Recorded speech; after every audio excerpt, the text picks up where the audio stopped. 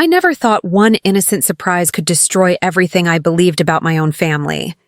It was supposed to be a simple, loving moment, something a mother does when she misses her child. But what I saw that day shattered me into pieces I'm still trying to put back together. Before I tell you the whole story, I need to ask, if you found out your son was hiding something from you, something that made you question everything you've done as a parent, what would you do? Would you confront him immediately, or would you stay silent just to see how far the lie goes? Because I didn't know what I was walking into that day, and by the time I realized, it was already too late. It all started on an ordinary Thursday morning. The kind of morning that feels painfully routine. Same breakfast, same coffee, same empty chair across the table. My husband had been gone for years, taken by a heart attack that came out of nowhere, leaving me alone with our only son, Ryan. He was my world, my reason for waking up every day. The one person who made the silence in our home bearable. Ryan was 21, a smart, kind, and ambitious young man, or at least that's what I thought.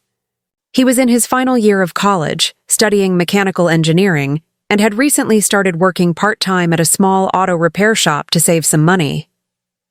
We were close, or at least I believed we were. He'd call me every evening when he was done with work, tell me about the cars he worked on, the friends he hung out with, the late-night pizza runs. Sometimes he'd even bring home food just so we could eat together and laugh like old times. But over the last few months, something started to change. Ryan grew distant. He stopped talking about his day. He'd come home late, smelling faintly of cologne and sometimes a little alcohol. When I asked, he brushed it off. Just hanging with friends, Mom. Don't worry. But I did worry. The mother in me couldn't help it. He started hiding his phone whenever I entered the room. He was glued to it constantly, smiling, typing, even whispering into it at night. Once, I caught him sneaking outside to take a call in the cold. When I asked who it was, he just said, "It's nothing, Mom. Go back inside." That nothing began to eat away at me. Then came the night that changed everything. Ryan had mentioned he'd be meeting a friend after work, someone from the auto shop, and that he'd be home late. I nodded, pretending to believe him, but something about his tone made me uneasy. He looked nervous, his eyes darting around, his hands fidgeting. I knew that look. It was the same one he had when he lied as a kid, like the time he broke a window and blamed the neighbor's cat. I decided I'd surprise him the next day. Not in a creepy, overprotective way. At least that's what I told myself. I just wanted to make sure he was okay, that he wasn't falling into bad company or making choices he'd regret. The plan was simple. I'd hide in the back seat of his car before he left for work, and when he got in, I'd pop up and surprise him. Maybe we'd laugh about it. Maybe he'd even appreciate that his mom cared enough to check in. That morning, I woke up early. Ryan was still asleep, so I crept outside with my robe still on and my heart pounding like a drum. The car was parked in the driveway, keys hanging on the hook inside by the kitchen door, his usual routine. I quietly grabbed them and unlocked the car. The air inside was cold, the seats smelled faintly of his cologne, and there was an empty coffee cup in the holder. I ducked down behind the driver's seat, squeezing myself into the narrow space, trying to stay as quiet as possible. A few minutes later, I heard the front door open. His footsteps approached, slow but steady. The car door opened and I froze. I could hear him humming softly, then tossing his backpack on the passenger seat. My heart thumped faster, and I held my breath, trying not to make a sound. The engine started, and for a moment, everything felt completely normal. I almost smiled, picturing his reaction when I'd jump up at the next stoplight. But then, another sound. The passenger door opened again. I frowned. Who was that? Ryan hadn't said anyone would be joining him. I peeked through the small gap between the seats, and that's when my stomach dropped. A woman slid into the passenger seat. Not a friend. Not a classmate. A woman. She looked to be in her early 30s, maybe mid-30s. Older than Ryan by at least 10 years. She had long dark hair, red lipstick, and a short leather jacket that hugged her figure. She smiled at him. That kind of smile you don't give to just anyone. Ryan smiled back, that nervous, excited, guilty smile that no mother ever wants to see on her son's face. I wanted to believe I was imagining things. Maybe she was just a coworker. Maybe they were just friends. But then I saw it. Her hand brushed against his thigh. Not casually, intimately. Like she'd done it 100 times before. I covered my mouth to stop a gasp. My son, my sweet, shy Ryan, with a woman old enough to be his boss? Maybe even married? My mind raced, heart hammering against my ribs as I listened. He said, "Morning, babe. Did you sleep okay?" Babe. That word tore through me like a knife. She giggled softly and leaned in. Barely slept knowing I'd see you this morning, I wanted to scream. I wanted to jump out, grab her by the shoulders, and ask what she thought she was doing with my son. But I stayed frozen, too shocked to move. They started talking, their voices low and full of affection. From what I could gather, her name was Maya, and she worked with him, not at the auto shop, but at some office nearby. Apparently, Ryan had been helping her fix her car, and one thing led to another. She mentioned her husband, and my heart nearly stopped. She was married. Ryan just laughed it off, saying, "He doesn't appreciate you like I do." That's when I realized the full extent of it. My son was having an affair with a married woman. They drove for a while, chatting and laughing like some secret couple, completely unaware I was inches away from them. Every word they said felt like a dagger. I could barely breathe. My mind kept flashing between anger and heartbreak. How did it come to this? Where did I go wrong raising him? At one point, Maya placed her hand on his cheek and whispered, "You make me feel alive again."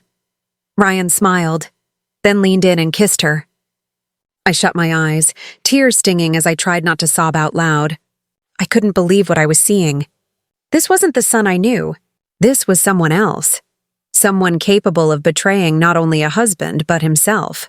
They eventually parked in front of a small coffee shop. Maya told him she couldn't stay long, that her husband thought she was at a morning meeting. They laughed about it. Laughed. I wanted to burst out right there, but my body wouldn't let me. My hands were trembling so bad I had to clutch the seat just to keep steady. When she left, Ryan sat there for a while, just staring out the window, smiling like a fool. Then he sighed and muttered to himself, "She's worth it." That line, "she's worth it," echoed in my head long after he got out of the car and walked into work. I waited until he was gone before finally crawling out of my hiding spot. My legs were shaking and my breath came out in shudders. I stumbled back into the house, locked the door behind me, and collapsed against it. For the next few hours, I sat in silence, staring at the wall, replaying every detail in my mind. My son, my only child, involved with a married woman. How could he do this? What kind of person had he become? I tried to justify it, tried to find some explanation that would make sense. Maybe he didn't know she was married. Maybe she lied to him. But no, he mentioned her husband. He knew. He knew, and he still went through with it. The rest of that day was a blur. I didn't eat. I didn't sleep.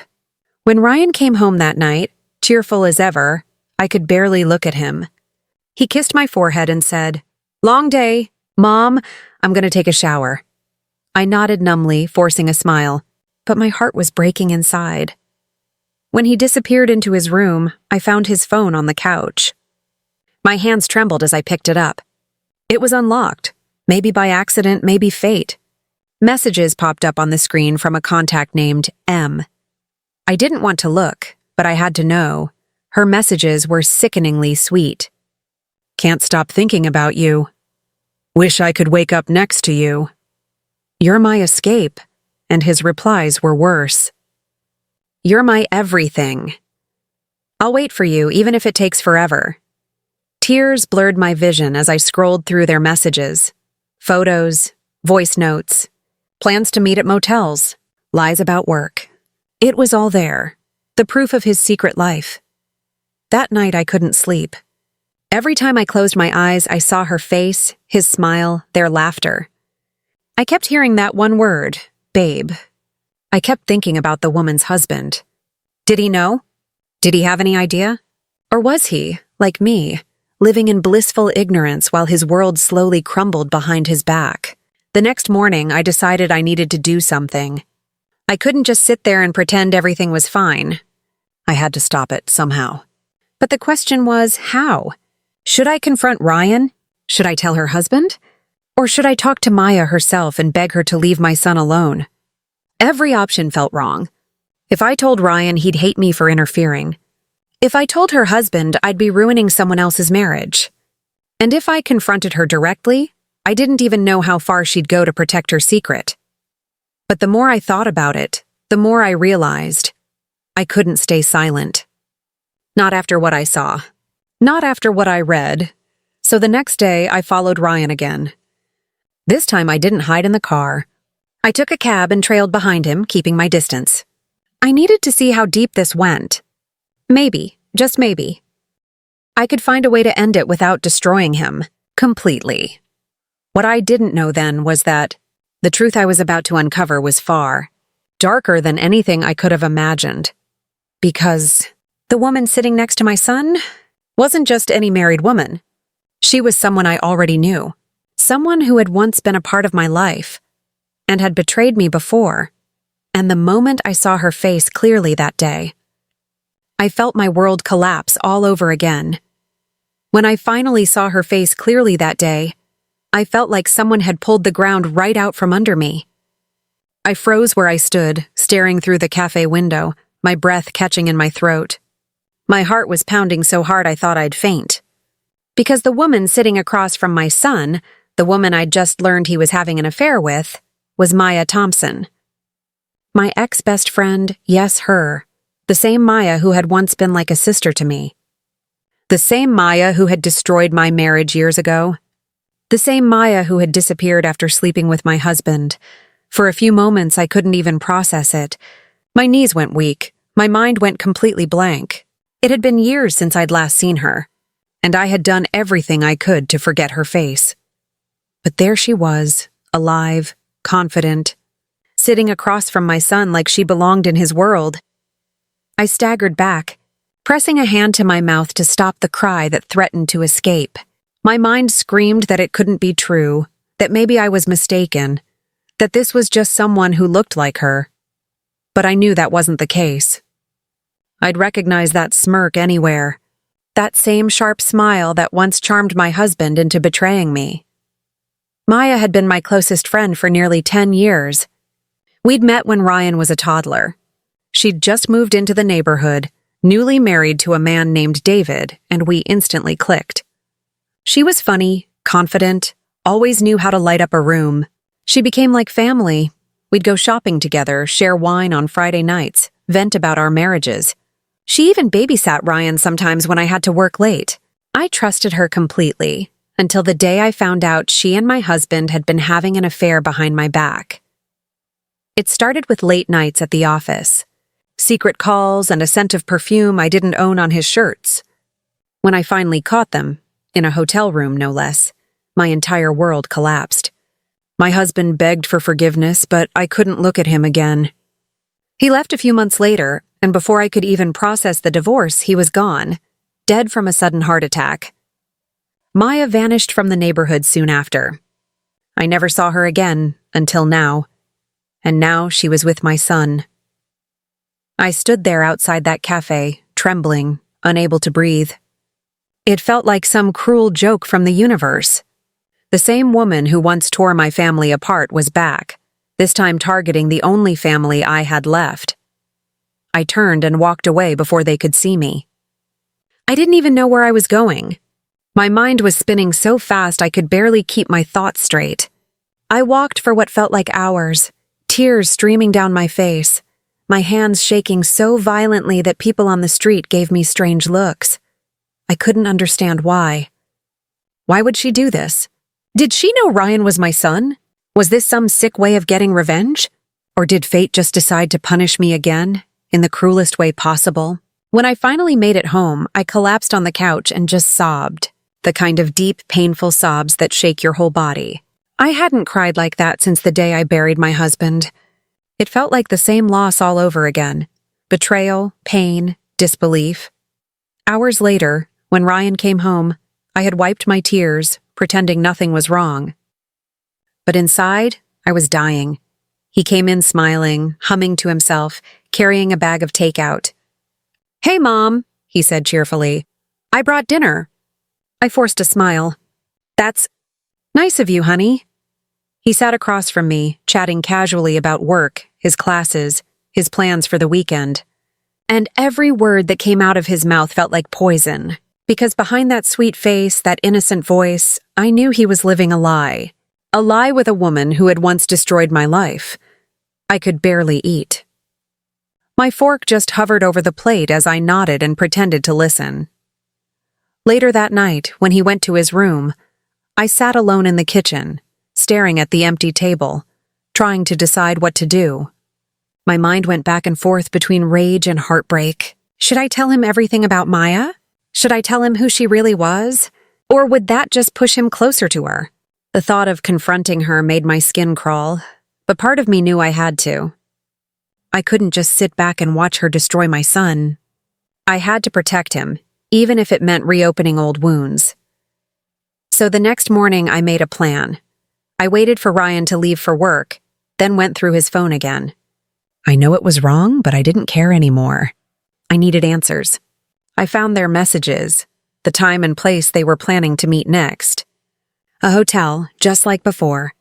The same pattern, the same lies. My stomach twisted as I read her message. "Can't wait to see you again, my love." Same room as last time. It felt like déjà vu in the worst possible way. I decided that was it. I wasn't going to let history repeat itself. Not with my son. Not with her. That evening, I followed Ryan's car again. My hands gripped the steering wheel so tight my knuckles turned white. He drove to a small motel on the outskirts of town, the kind that charged by the hour, the kind that didn't ask questions. I parked across the street, heart pounding, and watched as Maya's car pulled up moments later. She got out, wearing a short black dress and heels, looking like sin itself. They went inside together, laughing. I sat there in silence for nearly half an hour, every second feeling like a dagger in my chest. Then I couldn't take it anymore. I got out of my car, walked across the parking lot, and stood outside their room. My hands were trembling as I raised them to knock, but I didn't have to. The door wasn't even locked. It opened slightly with a push. What I saw inside burned itself into my mind forever. Ryan and Maya were sitting on the bed, kissing, completely wrapped up in each other. I froze, tears streaming down my face before I could even make a sound. Ryan looked up first. His expression went from passion to pure shock in an instant. "Mom?" he stammered, jumping to his feet. Maya's face drained of color. She scrambled off the bed, pulling the sheet around her like it could hide her guilt. I stood there, shaking. My voice cracked. "You two, what the hell are you doing?" Ryan looked panicked. "Mom, it's not what it looks like." I laughed bitterly. "Oh, really? Because it looks exactly like what it looks like, Ryan. How could you? She's married." I pointed at Maya, my voice trembling. "Do you even know who she is?" He blinked, confused. "What are you talking about?" I turned to Maya, rage boiling inside me. "Tell him, Maya. Tell him who you really are." She looked down, her lips trembling. "Please, don't do this here. Do it now," I shouted. "Tell him how you ruined my marriage. Tell him how you slept with my husband." Ryan's face turned pale. "What?" Maya whispered. "It was years ago, before he passed. Shut up." I snapped. "You destroyed my family once, and now you've come back for my son?" The room fell silent. Ryan looked like he'd been punched in the gut.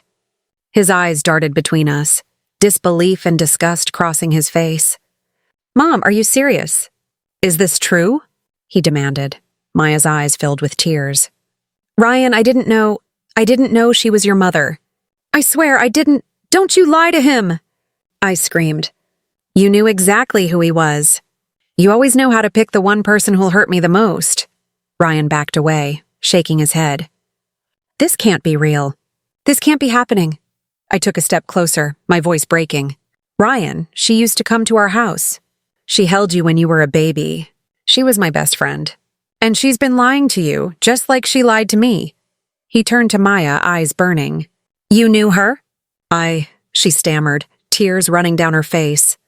"I didn't realize at first, and then you decided to keep sleeping with me anyway?" He shouted.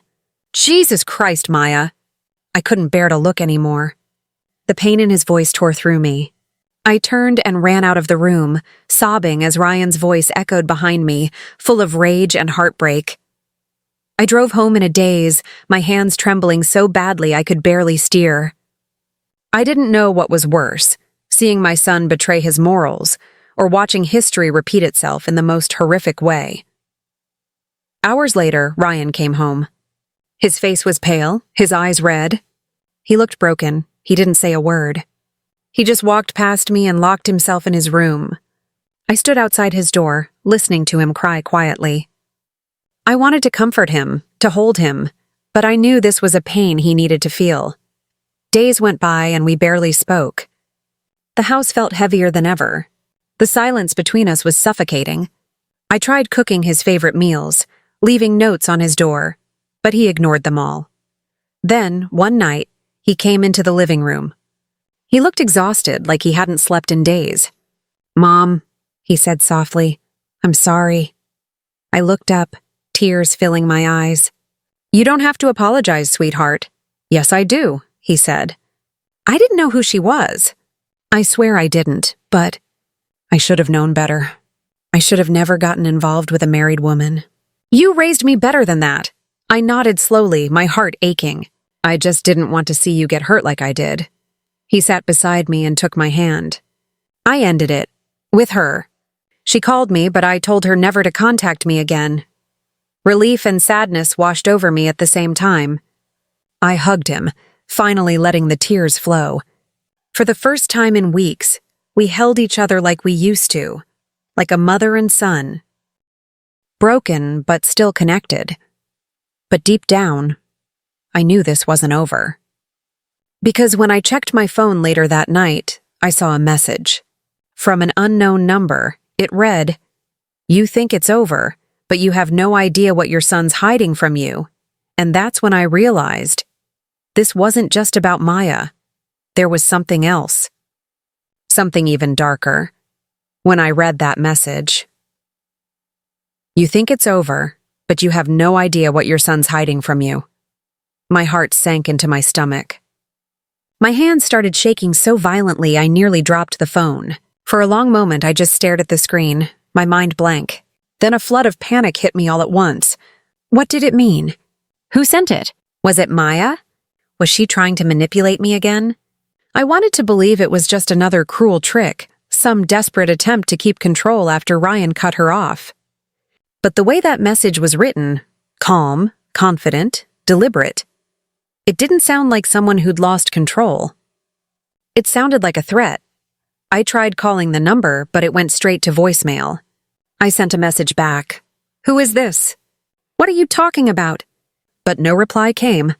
I sat there in the dark, gripping my phone like it was a lifeline, waiting for those 3 little dots to appear. They never did. That night I couldn't sleep. Every sound made me jump. Every creak in the house felt sinister. I kept replaying everything in my mind. Maya's face, Ryan's tears, the look of horror when he realized who she was. And now, this new shadow hanging over us. The next morning, Ryan was quiet at breakfast. He looked pale, exhausted. His eyes were red from crying and he barely touched his food. I tried to act normal, to keep my voice steady. "You okay, sweetheart?" I asked softly. He nodded without looking at me. "Just tired, Mom. Can't stop thinking about everything." I reached across the table and squeezed his hand. "You did the right thing walking away, Ryan. I know it hurts, but you'll heal," he gave a weak smile. "Yeah, I hope so." For a moment I thought maybe things would finally settle. But deep down I couldn't shake that message. I watched him carefully as the day went on. He was distant, distracted.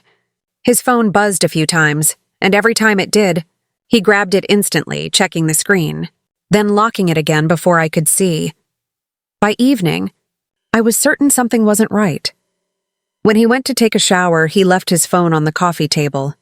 I hesitated for a moment, feeling the old guilt return, but my fear was stronger. I needed to know what he was hiding, if someone was threatening him, or worse, if Maya was still manipulating him. I unlocked his phone, the same passcode he'd used for years, his birthday. I scrolled through his messages. Nothing unusual with his friends. But then I saw a new contact. No name. Just a number. The same number that had texted me. My pulse quickened as I opened the chat. The first message from that number was from the day before. "You shouldn't have told your mother everything. You promised me you wouldn't." Ryan's reply made my stomach twist. I had no choice. "She found out about you." Then another message. "And if she finds out the rest, you'll both lose everything." The rest? What rest?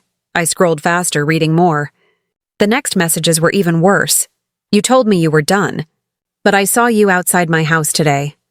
If you think you can just walk away, you're wrong. You owe me, Ryan. Don't forget who paid your debts." My mind started spinning. Debts? What debts? What had Ryan gotten himself into? Then I saw a photo attached to one of the messages. It was blurry, taken from a distance but unmistakable. It was our house. The front door, the driveway, even my car parked outside. The timestamp was from just a few hours earlier. I gasped, my whole body going cold. Whoever this person was, they'd been watching us. I dropped the phone just as Ryan came out of the bathroom, towel around his neck, his hair still wet. He froze when he saw my face. "Mom? What's wrong?" I looked up at him, tears already welling. "Ryan, who's been texting you?" His expression changed instantly. Fear flashed across his face before he could hide it. "What did you do?" he asked quietly. "Don't you dare talk to me like that," I snapped, standing up. "You've been lying to me again." "Who's threatening you? What is this about debts?" He ran a hand through his hair, pacing the floor. "It's not what you think, Mom." "Then what is it?" "Because I'm terrified, Ryan. Someone sent me that same message. They know where we live." He stopped pacing and looked at me with haunted eyes. "Mom, I didn't mean for any of this to happen." "Didn't mean for what to happen?" He hesitated, his voice trembling. "I borrowed money. A lot of it." My heart sank. "Money? From who?" He swallowed hard. "From Maya's husband." For a moment, I just stared at him, too stunned to even speak. "You... what?" He nodded miserably. "Before all this, before I knew who she really was, she told me her husband was into private lending, that he helped people out who were struggling. I'd been behind on rent, my car payments, my tuition. I didn't want to bother you, Mom. I thought I could handle it." "Oh my God, Ryan," I whispered. "How much?" He hesitated. 20,000. My knees nearly buckled. 20. I couldn't even finish. "Why didn't you come to me? Why didn't you say something?" "Because I didn't want to disappoint you," he shouted, his voice cracking. "You've done everything for me, Mom. I didn't want you to think I was a failure. I thought I could pay it back once I got the promotion at work." I pressed a hand to my forehead, trying to steady myself. "And then what? You started sleeping with his wife?" He looked away, ashamed. "It just happened. I didn't know who she was at first. And when I found out, I tried to end it, but she said she'd talk to him, get the debt cleared. I thought she was helping me." I shook my head, horrified. "Ryan, she used you. She set you up." He nodded weakly. "I know that now. But it's too late." "He found out." My stomach twisted. "Her husband?" "Yeah, he sent me that message. He's been following me.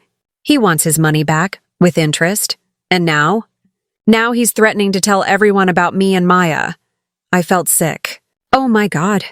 Ryan sank onto the couch, burying his face in his hands. "I don't know what to do, Mom. He said if I don't pay by next week, he'll come after you." That was it, the final straw. I wasn't about to let that woman and her husband destroy my son like they destroyed me. "Give me his number," I said quietly. Ryan looked up, startled. "Mom, no, give it to me," I snapped. "I'm not letting you handle this alone. I'm done watching that woman ruin our lives. If he wants to talk, he can talk to me."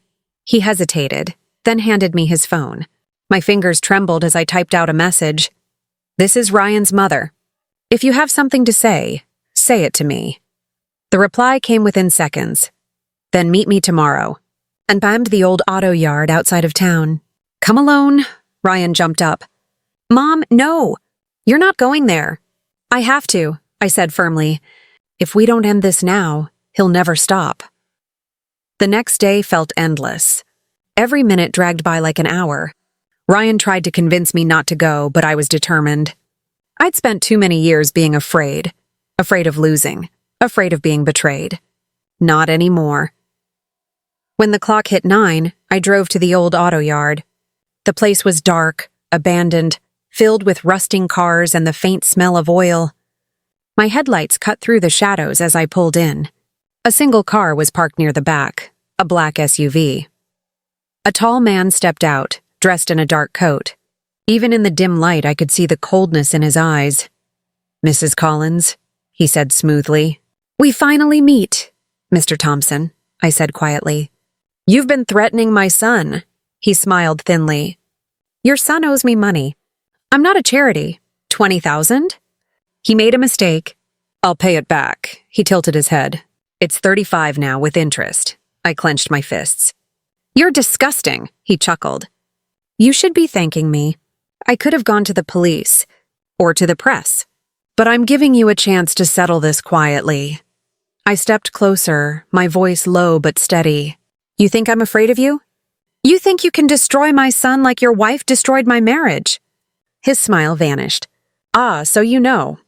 "I know everything," I said. "And if you ever come near my son again, I'll make sure the world knows who you really are. The loans, the threats, the blackmail, I'll expose it all."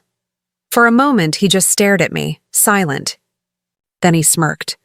"You've got fire, I'll give you that. But this isn't over." He turned and got back in his car, driving off into the night. I stood there shaking, adrenaline coursing through me. When I got back home, Ryan was pacing the living room. The second he saw me, he ran over and hugged me tight. "Mom, I thought you were gone too long." "It's over," I said softly. "He's not going to touch you, but I was wrong." 2 nights later, someone broke into our garage. Nothing was stolen, except Ryan's car. On the wall, spray-painted in red, were 3 words: "This isn't over." That was the moment I realized how far they were willing to go. Maya, her husband, they were playing a dangerous game and my son was caught in the middle. We went to the police the next morning, filed a report, showed them the messages. They took it seriously, promised to investigate. For the first time in weeks, I felt a flicker of hope. Days passed, and then one night I got a call. It was from an unknown number. A woman's voice said softly, "You should have stayed out of it." It was her. "Maya," I hissed. "What do you want?" "I want you to know," she said coldly, "that everything you've lost, you deserved it." "You took everything from me first. My husband, my home, my life. Now I've taken yours." "You're insane," I spat. She laughed, a hollow, bitter sound. "Goodbye, Laura." The line went dead. That night, I sat by Ryan's bed, watching him sleep, and realized something I hadn't before. For all the pain she'd caused, Maya was broken too. Her revenge wasn't just about me, it was about her own misery. She couldn't stand seeing me move on, seeing my son grow up happy. So she decided to destroy what little I had left. But she failed. Because no matter what she took from us, she couldn't take who we were. The police eventually found Ryan's car abandoned near a river. The investigation led to David, Maya's husband, being arrested for extortion and illegal lending. Maya disappeared again, just like before. Some say she fled the country. Others say she was seen in another state under a new name. It didn't matter. She was gone. Ryan went back to school a few months later. It wasn't easy. He had nightmares, anxiety, guilt. But he got through it. And for the first time in a long time, I saw him smile again. A real smile. One evening, as we sat on the porch watching the sunset, he turned to me and said, "Mom, you saved me." I smiled through tears. "No, honey. We saved each other." Sometimes I still think about that day, the day I decided to surprise him by hiding in his car. If I hadn't done that, I might never have discovered the truth. I might have lost him forever. Maybe fate wanted me to see. Maybe it was cruel, but it gave me the chance to protect him. So tell me, what would you have done if you were me? Would you have confronted your son right away? Followed him like I did? Or would you have walked away pretending not to know? Because I can't imagine living with that silence, knowing my son was being dragged into the same darkness that once destroyed me. If you were on my side through all this, hit that like button. Subscribe if you want to hear more stories like mine. Stories of love, betrayal, and the strength it takes to survive them. And please, share your thoughts in the comments. Do you think I did the right thing by getting involved? Or should I have let him learn his own lesson? I'll be reading your comments. Until next time, I'll see you in the next story.